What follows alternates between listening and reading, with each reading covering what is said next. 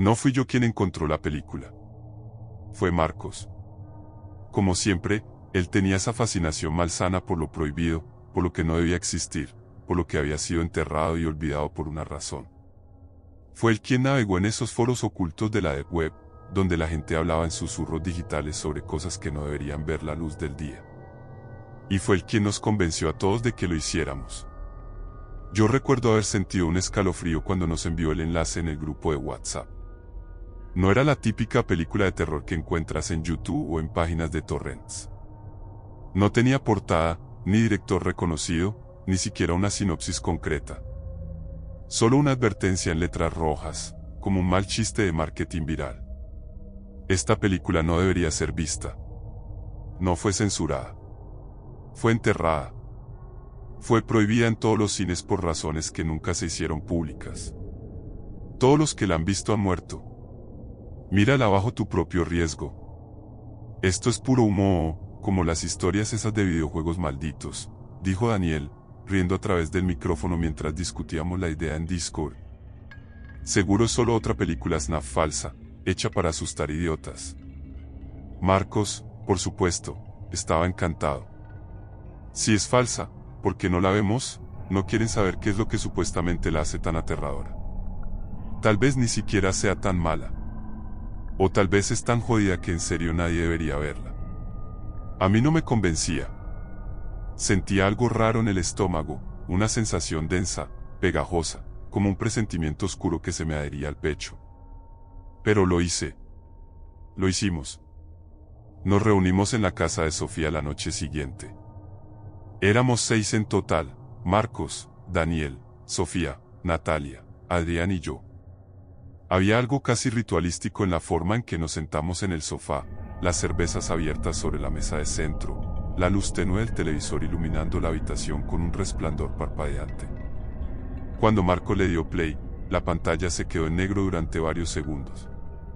Luego, sin ninguna advertencia, comenzó. No había créditos iniciales, ni introducción.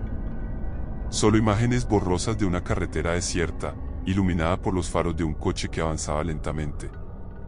Un sonido de fondo apenas perceptible, como el susurro del viento, o tal vez el eco distante de alguien respirando. Todo en la película se sentía incorrecto. No de la forma en que se siente una mala producción, sino como algo que no debería estar allí, algo que jamás debió ser grabado. Los personajes eran extraños. Nunca se decían sus nombres. No hablaban como actores. Hablaban como si ni siquiera supieran que estaban en una película, como si fueran personas reales grabadas en secreto. Y luego estaban sus muertes. La primera fue un hombre que conducía solo por la carretera. Su radio empezó a emitir un ruido blanco y, entre la estática, una voz susurrante pronunció su nombre. No lo dijo una sola vez. Lo repitió. Una y otra vez. Hasta que el hombre, temblando, susurró de vuelta: ¿Quién eres? La voz se detuvo. Hubo un silencio insoportable.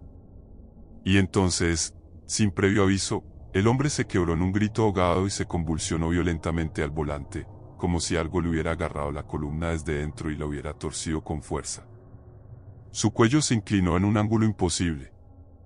Su boca se abrió demasiado, mucho más de lo humanamente posible, y un sonido inhumano emergió de sus entrañas. El auto siguió avanzando en la oscuridad hasta salirse de la carretera. Nadie dijo nada en la sala. No era miedo lo que sentíamos. Era algo peor. Había algo profundamente erróneo en la forma en que la escena había sido grabada, algo que no se parecía a ningún efecto especial. Algo que hacía que pareciera real. Y entonces, la película continuó. No recuerdo en qué momento comencé a sentirme enfermo, cuando mi piel empezó a hormiguear o cuando la presión en mi pecho se hizo insoportable. Pero cada muerte en la pantalla se sentía más y más personal. Como si no estuviéramos viendo un simple film de terror, sino algo vivo, algo que nos veía a nosotros. Y al final, cuando la pantalla se oscureció por completo, cuando los créditos nunca llegaron, apareció un último mensaje en letras blancas. Gracias por ver. Fue Natalia quien rompió el silencio. Eso fue enfermizo. Seguro es algún proyecto de arte experimental o algo así, dijo Sofía, abrazándose los brazos. Pero su voz temblaba. Marcos, sin embargo, solo sonrió. Fue increíble. Nadie más pensó lo mismo. Nos fuimos a nuestras casas sin hablar demasiado. Yo no dormí esa noche. Y cuando mi teléfono vibró en la madrugada, con un mensaje de un número desconocido, supe, antes de siquiera mirarlo, que algo estaba mal. El mensaje solo tenía 2 palabras. ¿Quién eres? El teléfono temblaba en mi mano, pero no era solo el dispositivo lo que vibraba. Era mi piel, mi estómago, mis huesos. La sensación de que algo me había tocado, aunque no físicamente, sino de una forma más profunda y personal. La habitación estaba en penumbra, solo iluminada por la pantalla del celular. Miré el mensaje una y otra vez, esperando que cambiara, que desapareciera, que se explicara solo. ¿Quién eres? Era la misma frase que la voz en la película había susurrado antes de que el hombre muriera en su auto. La misma frase exacta. Tragué saliva y bloqueé la pantalla. Me sentía estúpido, paranoico. Tenía que haber una explicación lógica. Seguro era Marcos o Daniel jugando una broma. Quizá alguno de ellos tenía acceso a una app para enviar mensajes desde números desconocidos. Sí, eso tenía sentido. Pero entonces mi teléfono vibró otra vez. No quería mirar. Lo hice. ¿Quién eres? Dejé el celular boca abajo sobre la mesita de noche y me obligué a respirar. No respondas, me dije. Si es Marcos, si es Daniel, van a aburrirse si no les das lo que quieren. La vibración volvió. Volví a mirar. El mensaje era otro. Ya me respondiste. Sentí que la garganta se me cerraba. No había respondido. No había escrito ni una sola palabra. Pero ahí estaba. Salté de la cama y salí de mi cuarto. Todo el apartamento estaba oscuro, con la quietud espesa de las 3 de la madrugada, esa hora en la que el mundo se siente vacío, como si todos estuvieran muertos menos tú. Me apoyé en la pared de la cocina, tratando de encontrar razones, algo que me anclara a la realidad, pero cada vez que cerraba los ojos veía la pantalla en mi mente. Veía el mensaje. Mi teléfono vibró una vez más, pero no quise mirarlo. No esta vez. Me forcé a quedarme en la cocina hasta el amanecer, sin tocar el celular, sin permitirle existir más allá del rectángulo negro sobre la mesa. Cuando el sol se filtró a través de las cortinas, lo desbloqueé. Los mensajes ya no estaban. No fui el único que recibió algo esa noche. Sofía nos escribió en el grupo apenas salió el sol. Alguien más ha estado recibiendo mensajes raros. Daniel respondió al instante. Yo. Anoche. Palabras de la película. ¿Cómo carajos hiciste eso, Marcos?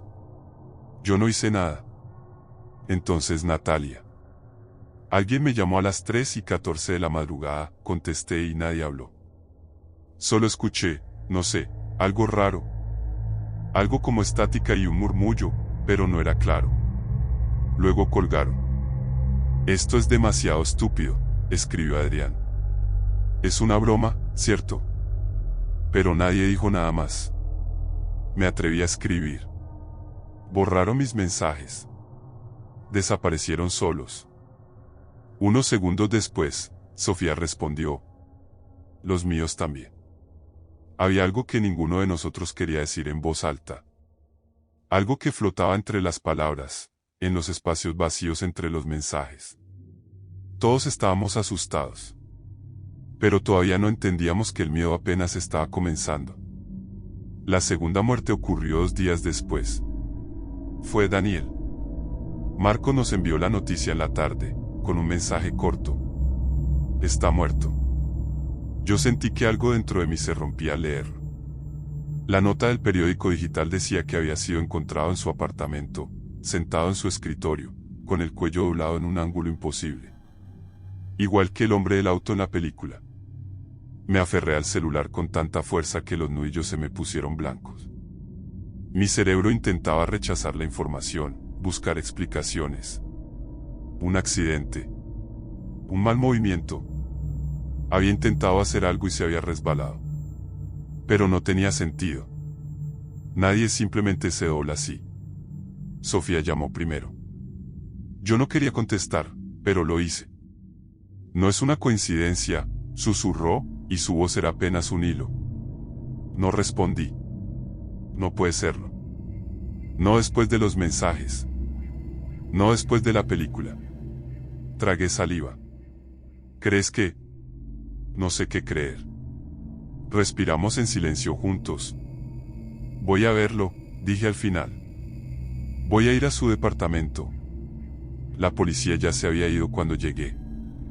El edificio de Daniel estaba en una zona más vieja de la ciudad, con pasillos largos y alfombra gastada que amortiguaba los pasos.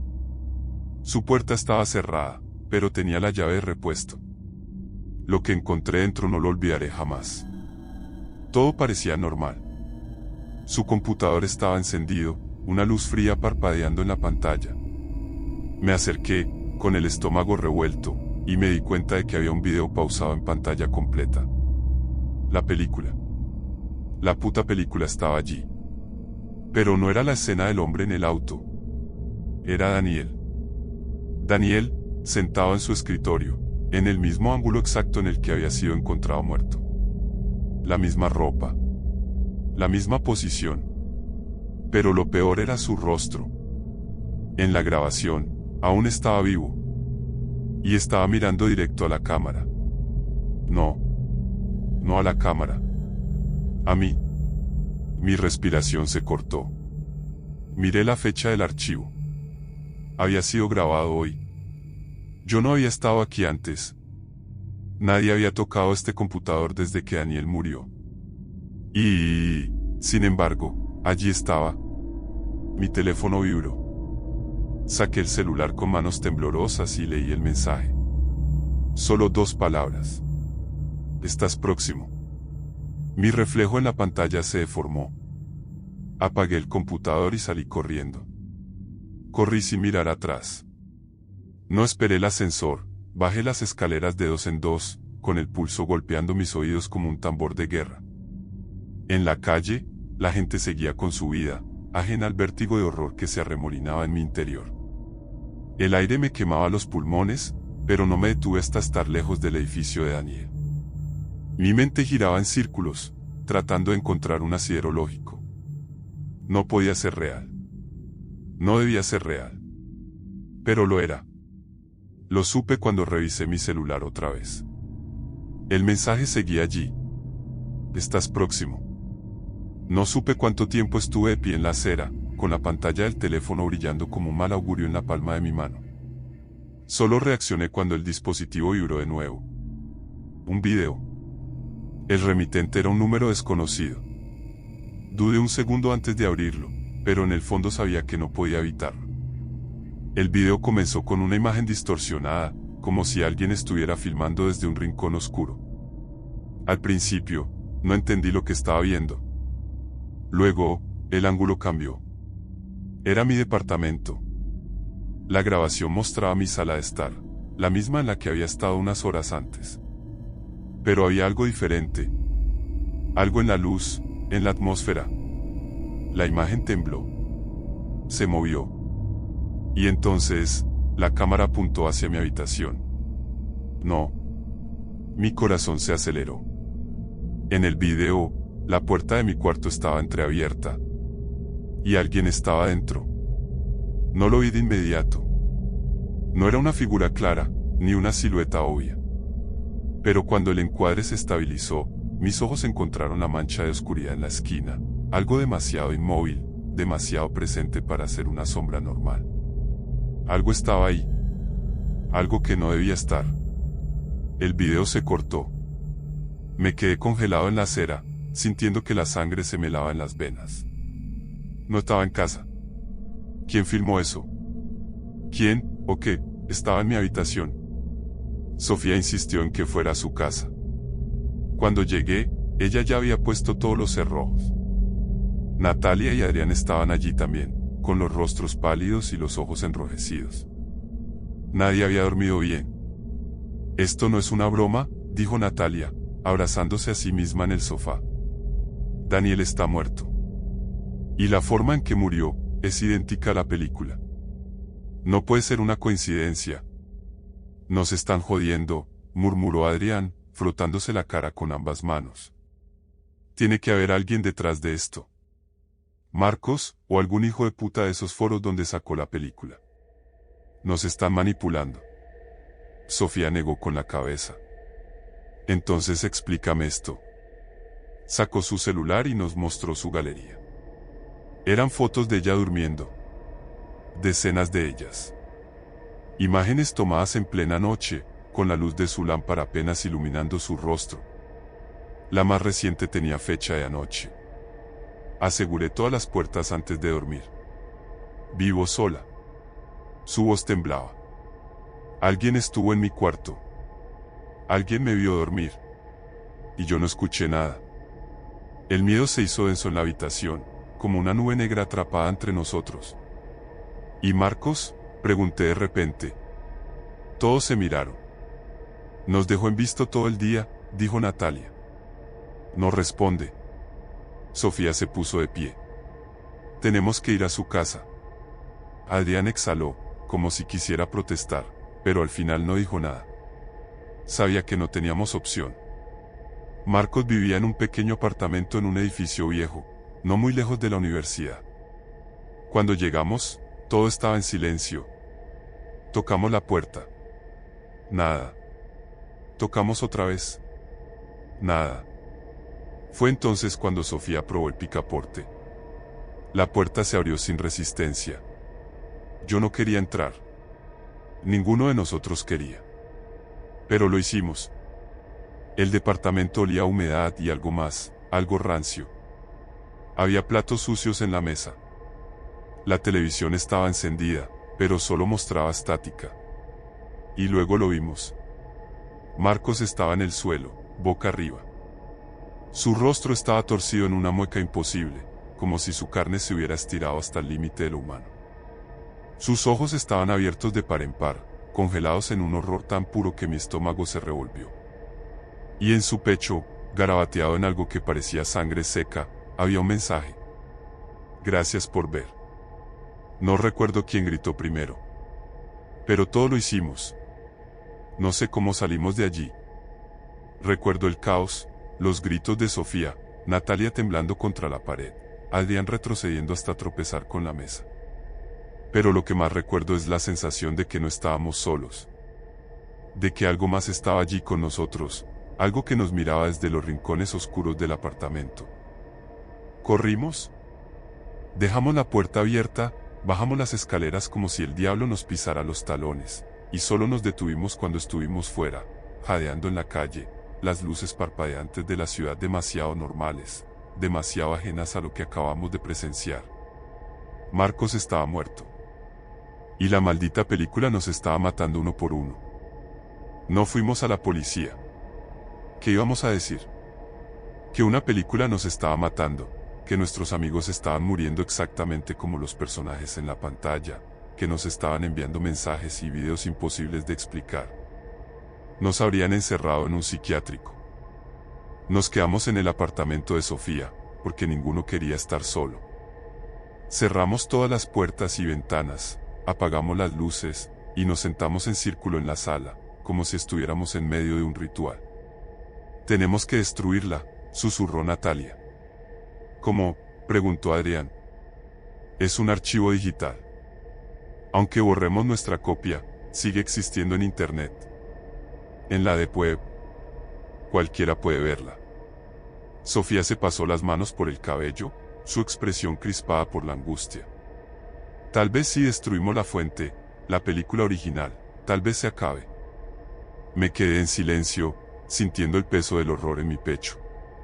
Sabíamos dónde encontrarla. El sitio de la Deep Web donde Marco la había descargado aún existía. Lo habíamos visitado antes. Un foro extraño, lleno de advertencias crípticas y mensajes de usuarios que parecían saber más de lo que decían. No teníamos otra opción. La noche avanzó lentamente mientras nos sumergíamos en las profundidades de la red. Natalia tomó el control de la laptop de Sofía y navegó hasta el sitio. Sus manos temblaban sobre el teclado. El foro aún estaba allí, pero la publicación original había desaparecido. No quedaba rastro de la película. Como si nunca hubiera existido. Esto no tiene sentido, susurró Sofía. Intenta contactar al usuario que la subió, sugerí. Natalia hizo clic en su perfil. Error. Usuario eliminado. No, murmuró Adrián. Esto no es posible. Nada desaparece por completo de Internet. Pero lo había hecho. El usuario, la publicación, los comentarios. Todo. Entonces, un nuevo mensaje apareció en la pantalla. Un mensaje que nadie había escrito. Dejen de buscar. El aire en la habitación se volvió más pesado. Apaga eso, susurró Sofía. Apágalo ya. Natalia intentó cerrar la página. Pero la pantalla parpadeó. El video empezó a reproducirse. No la película completa. Solo una escena. La última escena. El momento en que el último personaje moría. No respirábamos.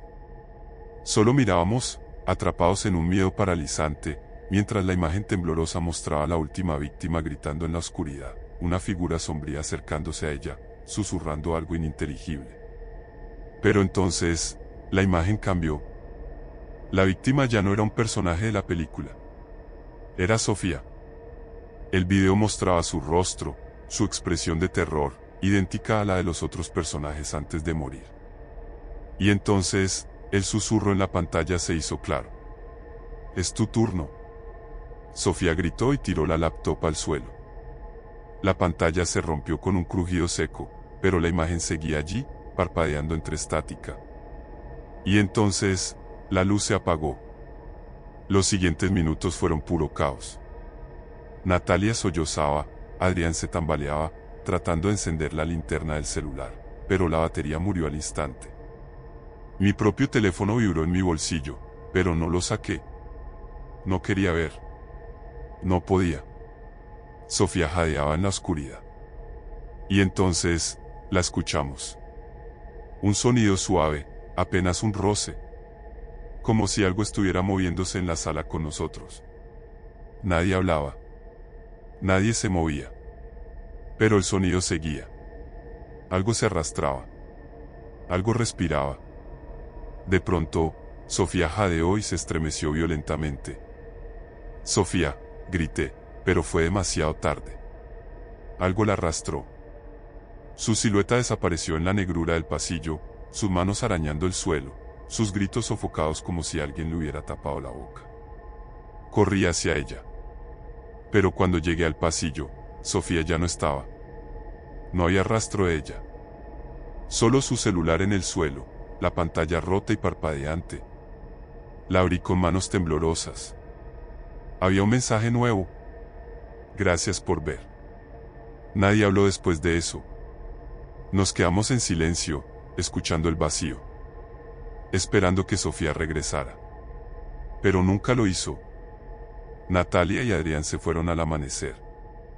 Dijeron que tomarían el primer bus fuera de la ciudad. Que huirían a donde fuera. Yo no me moví. No importaba a dónde corriéramos. No importaba qué hiciéramos. La película nos había elegido. Nos estaba viendo. Y pronto, también me encontraría a mí. Me quedé en el apartamento de Sofía hasta que la luz del sol llenó cada rincón, pero no me atreví a moverme. Algo dentro de mí había muerto junto con ella. El miedo ya no era solo un latido acelerado o un escalofrío en la nuca, sino algo más profundo, algo arraigado en mi carne. No huí como Natalia y Adrián. No tenía sentido. Sabía que la película no se detendría solo porque yo cambiara de ciudad. No era un mal físico, algo de lo que pudiera escapar con distancia. Era una condena. Y tarde o temprano, vendría por mí. Cuando finalmente reuní el valor para salir del apartamento, el mundo allá afuera me pareció irreal. El tráfico, la gente apurada en las aceras, el bullicio de la vida cotidiana, todo seguía como si nada. Como si el horror de la última noche solo existiera en mi mente. Pero yo sabía la verdad. Regresé a mi departamento con una certeza terrible. Era cuestión de tiempo. No podía dormir. No podía comer. Cada sombra en las esquinas me hacía contener la respiración. Cada reflejo en las ventanas me hacía temblar, esperando ver algo allí, algo que no debería estar. Los mensajes seguían llegando. Nunca respondí. No importaba.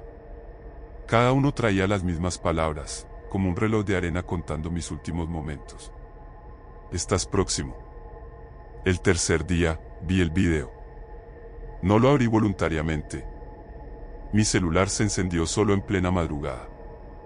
No tenía fuerzas para ignorarlo.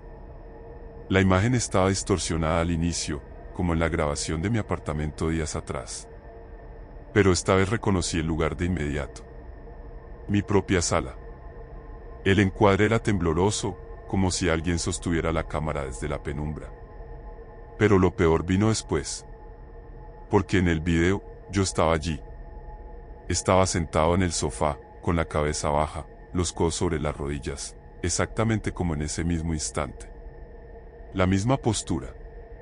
La misma ropa. No era una grabación de otro día. Era en tiempo real. No supe cuánto tiempo me quedé congelado, mirando la pantalla, sintiendo el vértigo de lo imposible. Pero entonces, la imagen cambió. Algo más apareció en el fondo. Detrás de mí. No pude verlo con claridad al principio. Era solo una mancha de oscuridad, una sombra más en la penumbra de la habitación. Pero cuando el encuadre se acercó, sentí que el aire me abandonaba los pulmones. No tenía rostro. Solo un vacío informe, algo en constante movimiento, como si su carne se retorciera sin cesar. Y estaba justo detrás de mí. El video se detuvo. El teléfono se me cayó de las manos. No quise girarme. No pude girarme. Pero entonces, la luz de la lámpara parpadeó. Y escuché la respiración. Justo en mi oído. Corrí. No recuerdo cómo salí del apartamento, ni cómo terminé en la calle, descalzo, con el corazón golpeando mi pecho como si quisiera escapar de mi cuerpo. No dejé de correr hasta que las luces de la ciudad me rodearon, hasta que la presencia en mi espalda se desvaneció. Pero sabía que no había terminado. No tenía dónde ir. No quedaba nadie. Adrián y Natalia habían huido. Sofía y Marcos estaban muertos. Solo quedaba yo. Y sabía que no sobreviviría. No había forma de escapar de la película. No había forma de romper la maldición. Pero entonces, entre el caos de mi mente aterrorizada, una idea se abrió paso. Si no podía destruirla, tal vez podía esparcirla. Estoy escribiendo esto ahora, mientras la presencia en la habitación se hace más fuerte, mientras la luz parpadea y el aire se enfría a mi alrededor. Sé que es mi turno. Pero no quiero morir solo. Por eso te lo cuento. Por eso te lo advierto. Porque ahora que conoces la historia, ahora que sabes sobre la película perdida, ya la estás viendo también.